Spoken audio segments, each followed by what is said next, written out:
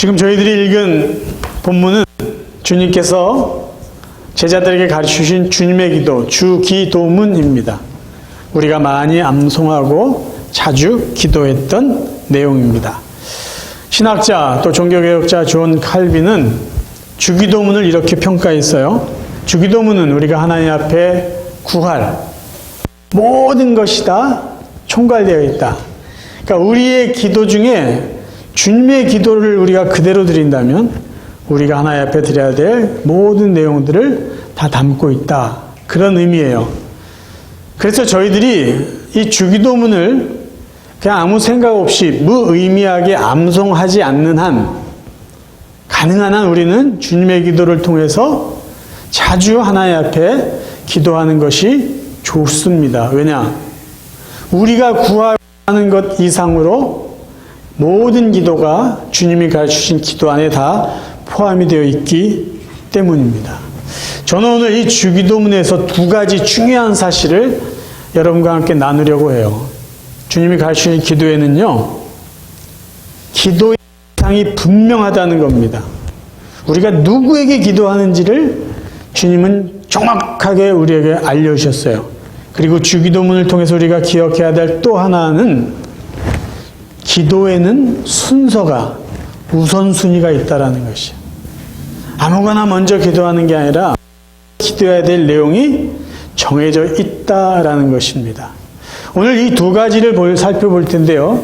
저는 첫 번째, 기도의 대상에 대해서 집중적으로 말씀을 전하려고 합니다. 자, 첫 번째, 우리의 기도의 대상은 누구일까요? 우리는 누구에게 기도하는 걸까요? 예수님이 이렇게 말씀하십니다. 너희는 이렇게 기도하라. 하늘에 계신 우리 아버지여. 우리가 기도해야 되는 분은 하늘에 계신 분이에요. 세상에 살아가는 모든 사람은 다 기도합니다. 왜냐하면 하나님께서 인간을 하나님의 형상으로 만드셨기 때문에 인간 안에는 종교성이 있어요. 그래서 어떤 영혼에 대한 갈망이 있습니다. 그래서 인간이라는 존재들은요, 영적인 것에 대한 동경심이 있고, 그래서 자기의 어떤 필요나 아쉬운 것들을 막연한 어떤 영적인 대상을 생각하면서 기도하게 되어 있어요. 애니미즘의 사고를 갖고 있고 그런 종교관을 갖고 있는 사람은요, 만물에 신이 있다라고 생각을 하게 됩니다. 막연 어떤 자연에다가 기도를 해요. 그게 해가 될 수도 있고 달이 될 수 있고 뭐 큰 나무, 산이 될 수 있어요. 거기다가 정해져 있지 않은 기도의 형식 안에서 정해놓지 않은 그들은 자기의 필요들을 기도합니다. 근데 그들이 기도하는 그 대상은요, 명확하지가 않아요. 그리고 그렇게 깊은 관계 속에 있지 않습니다. 우스갯소리로 이렇게 해요. 하나님을 잘 알지 않고 믿지 않는 사람조차도 하나님 앞에 기도한다는 거예요. 어떨 때요? 갑자기 큰일을 당하거나 놀라는 일이 있으면 오 마이 갓 한다는 거예요. 그래서 사람들은 의식 중에서도 신을 찾고 신에게 자기의 어떤 필요한 것이나 아쉬운 것들을 기도하곤 합니다. 그런데 예수님은요, 그냥 기도하라고 하시지 않고요, 하늘에 계신 우리 아버지여, 그분께 기도하라고 말씀하십니다. 하늘에 계시다라는 의미는 뭘까요? 이것은 장소를 의미하는 것이 아니고요, 초월적 존재다라는 것을 의미합니다. 하나님은 저 먼 하늘에 계신 분이 아니고, 하나님은 우리 인간과는 의미에서 하늘에 계시다라는 단어를 사용한 것이에요.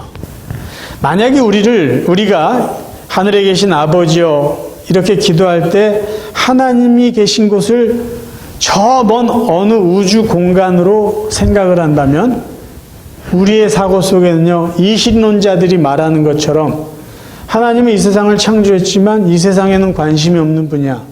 그래서 알아서 이 세상이 돌아가도록 내버려 두고 인간 세계에서 떠나 계신 분이야.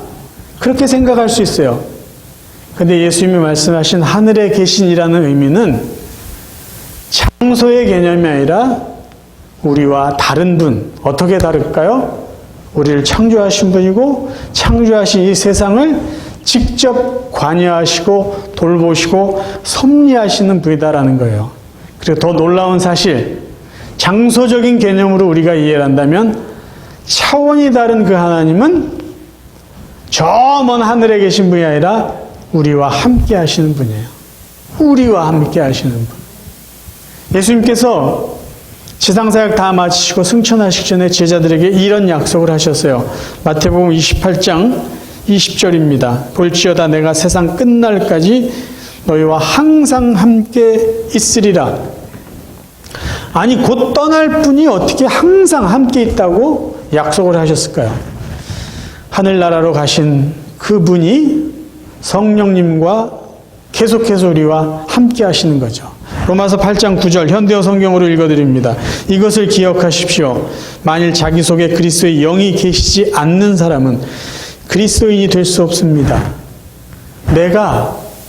내 스스로 나는 하나님의 자녀입니다.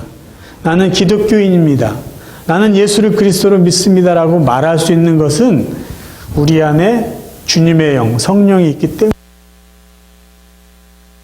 다른 말씀을 드릴까요? 로마서 8장 16절 성령께서 친히 우리의 영과 함께 우리가 하나님의 자녀라는 것을 증언합니다. 고린도전서 3장 16절 너희가 하나님의 성전인 것과 하나님의 성령이 너희 안에 계시는 것을 알지 못하느냐.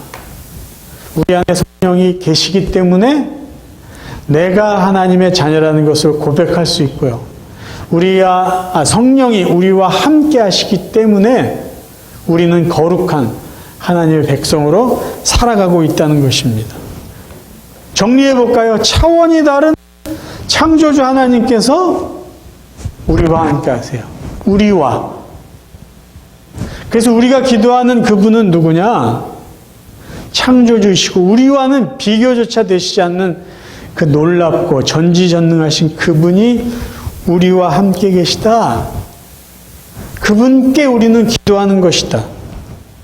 그 이야기가 하늘에 계신 이 의미 속에 담겨 있습니다. 두 번째 예수님이 말씀하시는 우리가 아버지. 예수님은 제자들에게 이렇게 기도하라라고 기도문을 가르쳐 주시기 전에 이방인처럼 중언부언하지 말라. 지난번에도 말씀드렸지만 이방인의 기도가 잘못된 것은 그들이 기도하는 목적에 있습니다. 그들이 왜 기도하죠? 자기들이 원하는 것을 얻어내기 위해서요. 평소에는 만남이나 인격적인 관계가 없어요. 힘들 때, 아쉬울 때, 필요할 때 그들은 자기들이 의지하는 그 막연한 신을 불러냅니다. 했던 말을 똑같이요. 계속 반복해요. 제발 알아달라는 거죠. 그러다가 자기들이 원하는 것에 대한 답이 없으면 어떻게 해요? 몸을 상하기까지 하면서 자기들의 원하는 목적을 얻으려고 합니다. 이방인의 기도, 이방인의 신앙은요, 인격적이지도 않고요, 철저히 사무적이에요. 원하는 것만 얻어내기 위한 수단이 그들이 사용하는 기도의 목적입니다. 그런데 저희가 기도하는 그분은 누구냐? 우리는 자녀, 그분은 아버지, 인격적인 관계이죠. 여러분, 아무에게나 아버지라고 부르지 않습니다.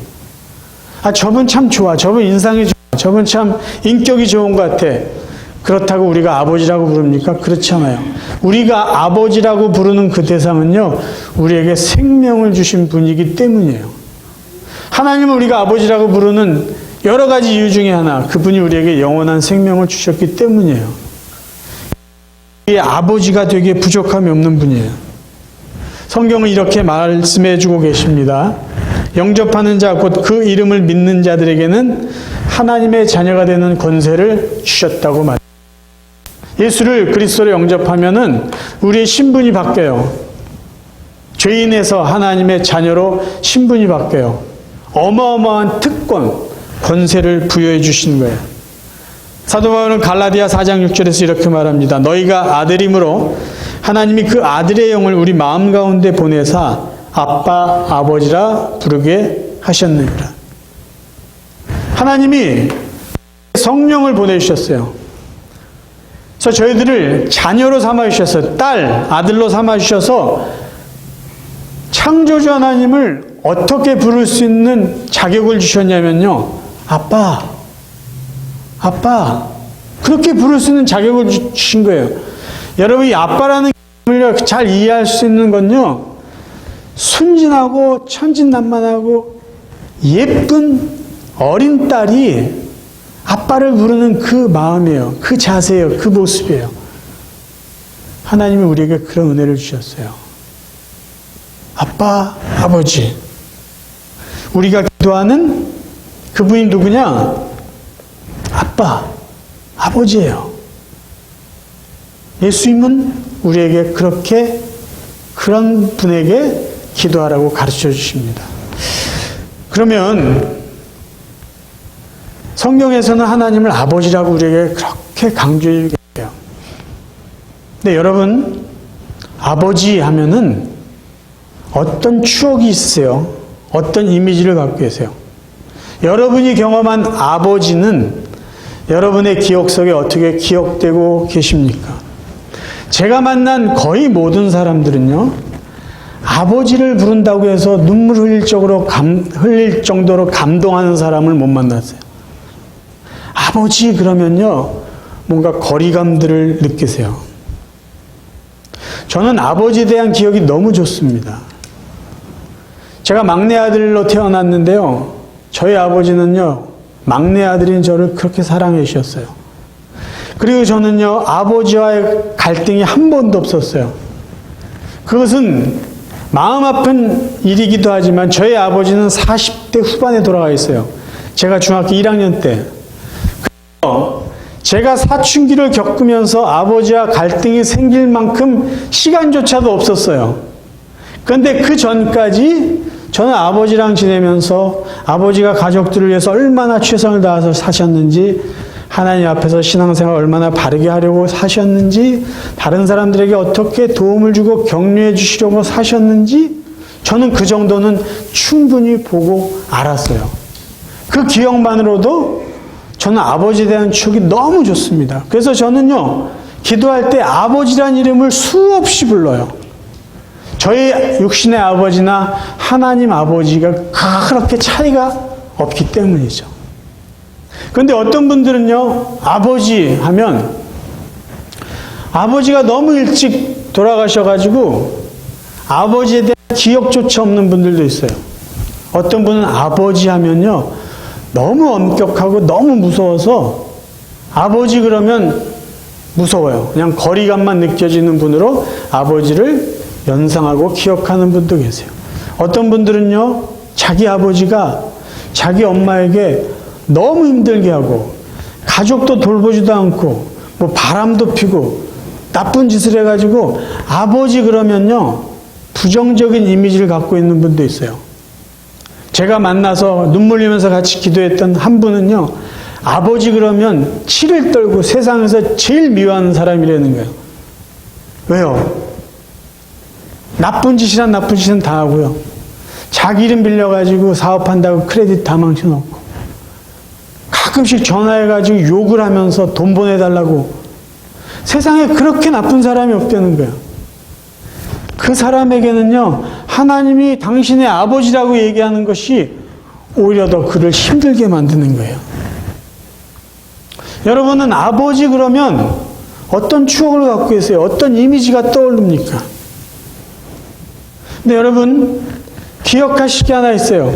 나의 육신의 아버지 때문에 하나님의 아버지라는 그 좋은 이미지를 축소시켜서는 안 된다는 거예요. 성경에서 말하는 아버지는요, 너무 좋은 분이에요. 너무 귀한 분이에요. 성경에서는 그럼 하나님을 아버지라고 하는데, 성경에서 우리에게 보여주는 아버지의 이미지는 무엇일까요? 대표적인 구절이 누가복음 15장, 예수님이 말씀하신 비유 이야기 속에서 드러나 있습니다. 누가복음 15장 12절부터 제가 몇 절씩 띄어서 여러분에게 읽어드릴게요. 잘 아는 이야기니까요. 여러분 다시 한 번만 들어보세요.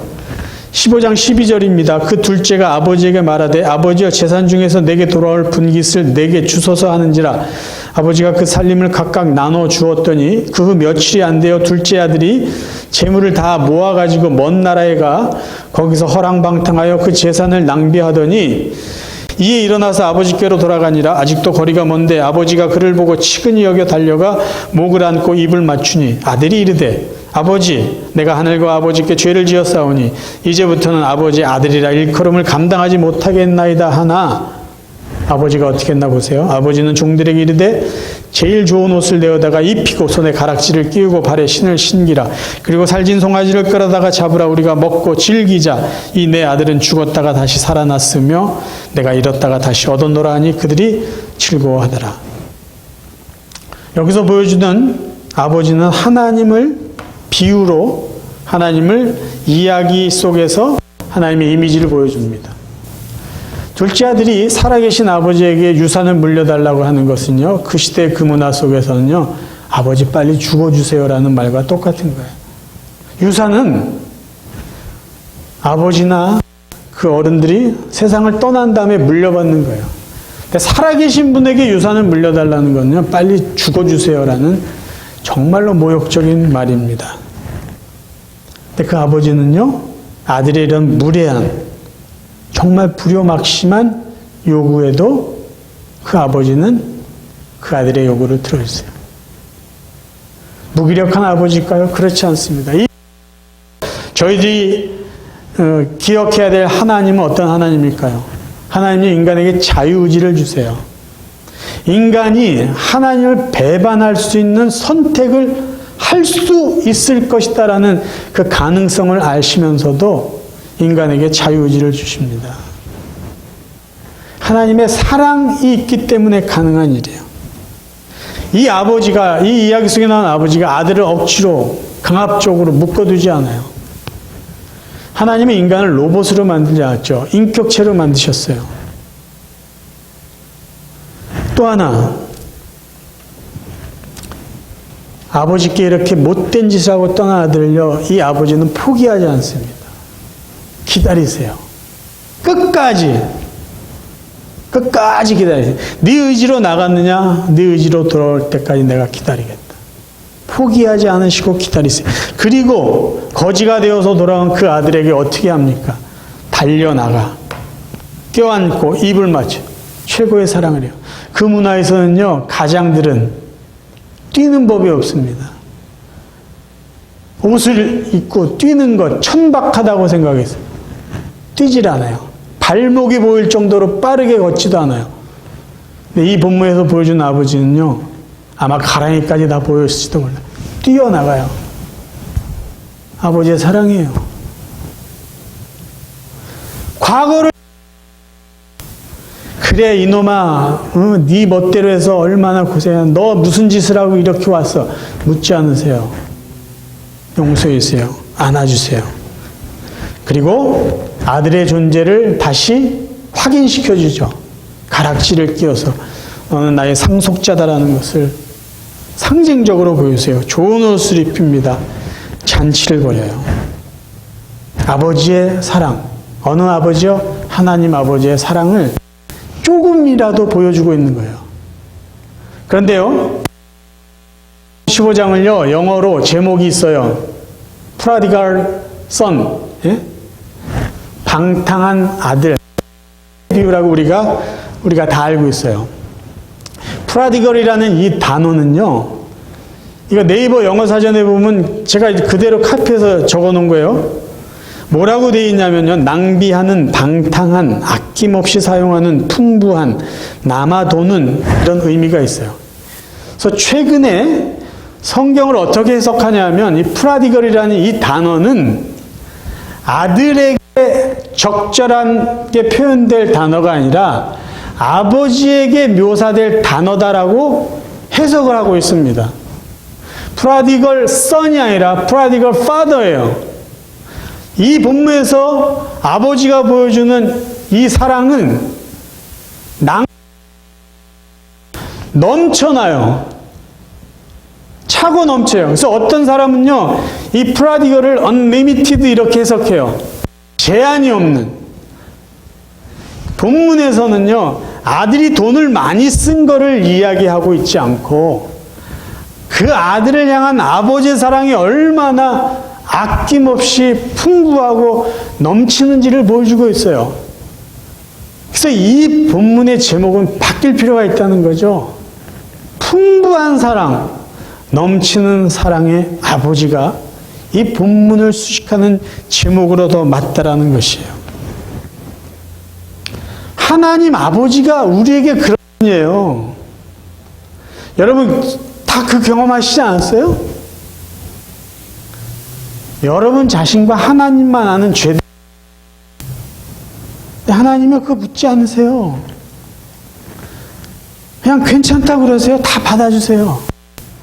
우리가 그토록 뻔뻔해도 하나님은요, 아무렇지 않게 우리를 받아주시고 용서해 주시고 또다시 우리에게 기회를 주세요. 그분의 사랑은요, 넘쳐난다니까요. 넘쳐나요. 우리가 생각하지도 못할 만큼. 그분이 우리가 기도하는 아버지예요. 또 하나, 예수님이 우리에게 말씀해 주신 아버지의 또 다른 이미지가 있는데요. 그 아버지는요, 우리의 모든 걸 다 아세요. 그리고 우리의 기도를 들으세요. 자, 마태복음 6장 6절. 당신은 혼자 골방에 들어가서 문을 닫고 아버지께 기도하십시오. 그리하면 숨어서 지켜보신 당신의 아버지께서 다 들어주실 것입니다. 여러분의 하늘 아버지께서는 여러분이 구하기 전에 여러분에게 무엇이 필요한지 이미 다 알고 계십니다. 다 아시는 분이 또 들으세요. 그리고 또 마태복음 예수님이 이렇게 아버지를 설명해 주세요. 너희가 악한 자라도 좋은 것으로 자식에게 줄 줄 알거든. 하물며 하늘에 계신 너희 아버지께서 구하는 자에게 좋은 것으로 주시지 않겠느냐. 근데 여러분, 똑같은 주님의 말씀을 기록했는데 마태는 좋은 있지만 누가는 이 좋은 것을 성령을 주시지 않겠느냐라고 좋은 것이라는 단어를 성령으로 바꿔서 표현했습니다. 전혀 이 부분을 읽을 때 감동이 있습니다. 왜 그런지 아세요? 왜 좋은 것을 성령이라고 표현했을까요? 성령은요, 우리에게 예수를 그리스도로 믿는 믿음만 주시는 게 아니라요, 우리를 위해서 대신 기도해 주시는 분이에요. 로마서 8장 26절. 이와 같이 성령도 우리의 연약함을 도우시나니 우리는 마땅히 기도할 바를 알지 못하나 오직 성령이 말할 수 없는 탄식으로 우리를 위하여 친히 간구하시니라. 마음을 살피시는 이가 성령의 생각을 아시나니 이는 성령이 하나님의 뜻대로 성도를 위하여 간구하심이니라. 성령이 우리를 위해서 기도하는데 그 기도 내용이요, 우리는 기도조차 하지 못할 때 그분은 하나님의 뜻에 맞는 기도를 해주신다는 거예요. 근데 그게 좋은 것과 무슨 상관이 있을까요? 요한일서 5장 14절 하나님 앞에서 우리가 갖는 확신은 이러하니 곧 무엇이든지 우리가 하나님의 뜻에 따라 구하면 하나님께서는 언제든지 우리의 기도를 들어주신다는 사실입니다. 아멘. 성령이 우리가 기도할 때 하나님 주신 좋은 거예요. 근데 그분이 왜 우리에게 좋을까요? 우리의 기도는요, 때때로 하나님의 뜻대로 기도하지 않아요. 우리의 욕심이 담겨 있어요. 근데 성령이 우리를 위해서 기도해 주시는 건요, 하나님의 뜻대로 기도해 주세요. 그럼 그 뜻대로 기도한 것은 하나님 응답해 주세요. 여러분과 제가 지금까지 하나의 은혜 속에서 살아온 이유 중에 굉장히 많은 퍼센테이지는요, 우리가 기도하지 않았지만 우리 안에 계신 성령이 하나님의 뜻대로 기도했기 때문에 하나님이 우리에게 그 기도를 응답해 주셔서 지금 우리가 이렇게 살아가고 있는 것이에요. 하나님 아버지가 그런 분이에요.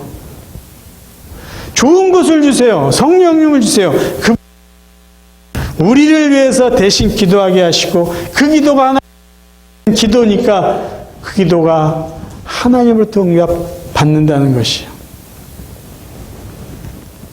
우리가 기도하는 하나님, 그분이 이런 아버지입니다. 또 하나요, 성경에서 말하는 아버지의 이미지가 하나 더 있어요. 히브리서 12장 7절. 하나님께서는 여러분을 자녀로 대하고 계십니다. 부모라면 응당 징계를 통해 자녀들을 연단시키는 법입니다. 이와 같이 자녀라면 누구나 징계를 받습니다. 그런데도 만일 여러분이 주께 그런 징계를 받지 않는다면 여러분은 그분의 진짜 자녀가 아니라 단지 사생아일 뿐입니다.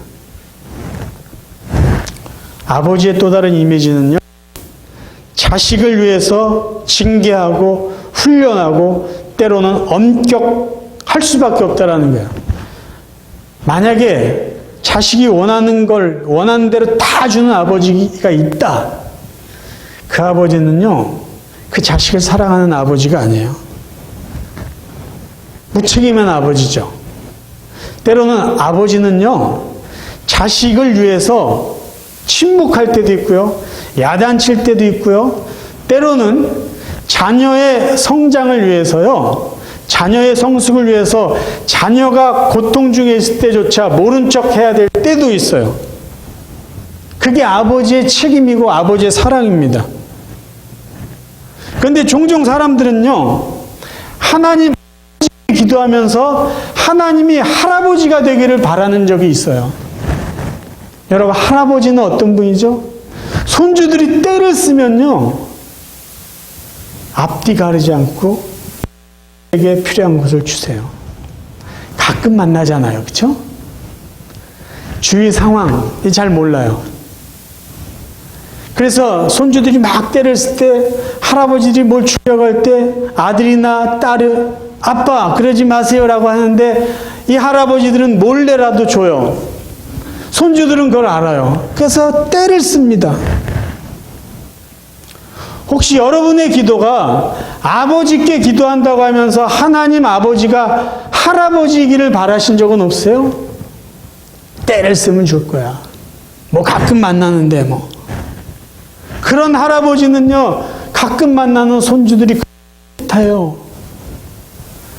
근데 성경에서 말하는 하나님은요, 우리의 할아버지가 아니에요. 우리의 아버지예요. 때로는 우리를 징계할 수밖에 없는 사랑을 가지신 아버지라는 거예요. 하나님에 대해서 잘못된 이미지를 가지면요, 잘못된 기대를 할 수밖에 없어요. 어떤 사람은요, 하나님을 산타 할아버지 정도로 생각해요. 산타 할아버지는 우는 아기에게 선물을 안 주신대. 아니, 울면 어때요? 근데 울면 안 돼요. 산타 할아버지한테 선물을 받으면 울면 안 되고요, 착한 일을 해야 돼요. 그럼 하나님 앞에 기도하면서 하나님, 제가 이렇게 선한 일을 했는데요, 제 기도를 들어주셔야 되지 않겠습니까? 그럼 하나님이 여러분의 산타가 되는 거예요. 어떤 사람은요, 하나님을 밴딩머신 정도로 생각해요. 내가 집어넣은 돈만큼 나오는 밴딩머신 있죠? 내가 하나님한테 뭔가 해라고 생각한 만큼 하나님한테 뭔가 받을 것이라고 기대하면서 기도하는 사람이 있어요. 그렇지 않습니다. 어떤 사람은요, 하나님을 마치 알라딘 램프에 담겨있는 지니처럼 생각해요. 그래서 저 구석에다 놔뒀다가 필요할 때 그 램프 가지고 비비면서 지니야, 나 이게 필요하다. 그런 도깨비 방망처럼 생각하는 분도 있어요. 아니죠. 하나님에 대해서 잘못된 이미지를 갖고 있으면요, 잘못된 기대를 할 수밖에 없어요. 예수님이 우리에게 알려주시는 하나님은 어떤 하나님이에요? 우리 아버지예요. 우리와 차원이 달라요. 비교가 안 되죠. 창조주와 피조물인. 그분이 우리 안에 계세요. 그리고 우리를 아세요. 우리를 사랑하세요. 넘치도록 프라디컬 파더예요. 우리가 기도하는 아버지가 바로 그런 분이에요. 그래서 우리의 기도의 출발은 어디냐? 나는 아버지께 기도하고 아버지는 나의 기도를 들어주신다. 아버지와 자녀의 관계에서 우리의 기도는 출발해야 돼요. 분명한 대상이 없이도요, 그냥 속에 있는 거 큰 소리로 쏟아내고 울면은 속이 풀릴 수가 있어요. 한국 사람들이 한이 많아가지고 그저 산에 들어가서든 아니면 방 구석에 가서 소리 지르고 30분이고 1시간이고 소리 지르고 울고 나면 속이 시원해지는 경우가 있어요. 근데 그게 하나님의 은혜는 아니라는 거죠. 우리는 기도하는 대상이 분명해요. 그 하나님께 우리 마음을 쏟아놓는 거예요. 우리의 필요를 아시고 우리의 마음을 아시는 그분, 사랑이 넘치는 그분, 그게 우리의 기도라는 것이에요. 하소연하는 게 기도가 아닙니다. 우리의 기도는요, 대상이 분명해요. 그분 우리의 아버지십니다. 사랑하는 성도 여러분, 예수님이 가르치신 기도 우리가 다시 기억하기를 원합니다. 그 기도가 온전한 기도예요. 그 기도의 틀을 우리가 사용해야 우리의 기도가 온전한 기도가 되고 하나님이 기쁘게 들으시는 기도가 됩니다. 창조주 하나님, 우리와 함께 하신 하나님, 우리를 넘치도록 사랑이 낭비되는 것처럼 무한하게 사랑해 주시는 그 아버지께 여러분 늘 기도하시길 바라요. 그리고 그 기도에 먼저 해야 될 내용, 하나님의 이름이 높아지기 원하고 하나님의 나라가 이루어지기 원하고 하나님의 뜻이 이루어지기 원합니다. 우리의 기도 생활이 계속해서 이어질 수 있기를 바랍니다. 그럴 때마다 하나님 주시는 귀한 은혜들이, 아버지가 주시는 귀한 은혜들이 여러분 삶 가운데 늘 풍성하기를 주님의 이름으로 축원합니다.